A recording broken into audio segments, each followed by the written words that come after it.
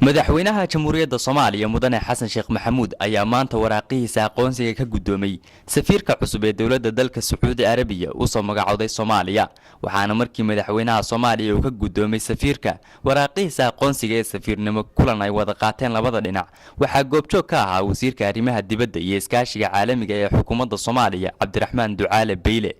kulanka markuu soo ilaaday kadib waxa warbaahinta si wada jir ah ula hadlay safiirka dalka Sacuudi Arabiya oo fadhin doona Soomaaliya iyo wasiirka arrimaha dibadda Soomaaliya Cabdiraxmaan Ducaale Beyle wasiirka arrimaha dibadda iyo iskaashiga caalamiga ee dawladda Soomaaliya oo ugu horeyn warbaahinta la hadlay ayaa sheegay in ay ka wada hadleen labada dhinac sidii loo sii xoojin lahaa xiriirka taariikhiga ee labada dal saad ogtiin dalka Sacuudiga iyo dalkeena Soomaaliya waxa ka dhaxeeya cilaaqaad aad u qoto dheer oo bari hore ka soo bilaabmay waxay ahaayeen dawladihii halkan ku lahaa safaaradaha intii ka horeysay burburka asaatee waxaad ogtihiin in burburkii keenay in dawladihii halkan joogay safaaraday kala baxaan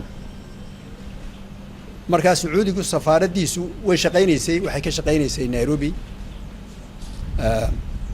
caawimada Sacuudigu dalka siyaana waxay caawimo luxdan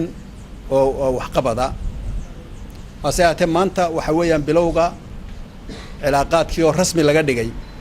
cilaaqaadkii markii hore ba socday iyo caawimadii markii hore ba socotay oo maanta laga dhigay rasmi ayaa aan halkan ku arkaynaa waxay inoo sheegeen in ay aad u caawin doonaan dalkan Soomaaliya mudane Garam bin Said safiirka dalka Sacuudiga ee Soomaaliya oo isna dhankiisa warbaahinta la hadlay ayaa uga mahad celiyay madaxweynaha Soomaaliya sidii uu uga gudoomay waraaqihiisa aqoonsiga ee safiirnimo isagoona sheegay in dalka Sacuudiga uu ka taageeri doono Soomaaliya dhanka amniga gargaarka bini'aadanimada iyo dib u dhiska dalka رفت هذا اليوم بلقاء فخامة الرئيس الصومالي وقدمت أوراق اعتمادي كسفير للمملكة العربية السعودية غير مقيم لدى الصومال. كما تعلمون جميعا المملكة العربية السعودية والصومال ترتبط بعلاقات تاريخية، علاقات دين، علاقات مصير. المملكة العربية السعودية وقفت وستقف بإذن الله تعالى مع الصومال في جميع الأوقات. نحن أحد شركاء الصومال في التنمية، لدينا مساعدات كثيرة للحكومة الصومالية